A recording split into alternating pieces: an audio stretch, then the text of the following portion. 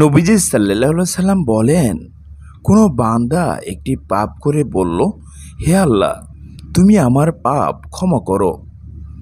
তখন মহান আল্লাহ তাআলা বলেন, আমার বান্দা একটি পাপ করেছে, অতঃপর সে জেনেছে যে তার একজন রব আছেন যিনি পাপ অর্থাৎ গুনাহ ক্ষমা করেন অথবা তা দিয়ে পাকড়াও করেন।